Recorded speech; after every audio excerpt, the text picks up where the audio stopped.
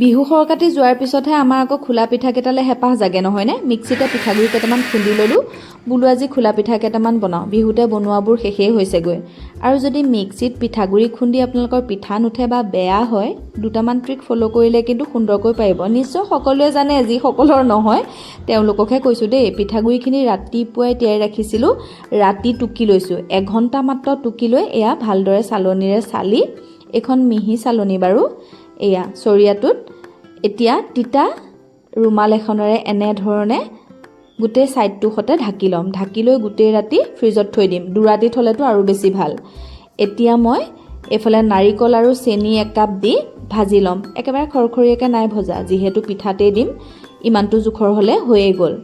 6-7 মিনিটমান ভজাৰ পিছতে এই কাপোৰখন যে এতিয়া ফ্ৰিজৰ পৰা উলিয়াই দিছোঁ, একদম শুকান হৈ আছে।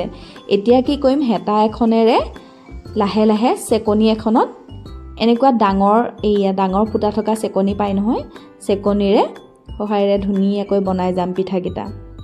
এইটো কিন্তু হাতেৰে বনাব নোৱাৰে। আমি যেনেকৈ ঢেঁকীত খুন্দি অনা পিঠাগুড়িকেইটা হাতেৰে ধুনীয়াকৈ লৰাই বনাওঁ, এইটো কিন্তু এনেধৰণে চাকনি এখনৰ সহায় ল'ব লাগিব।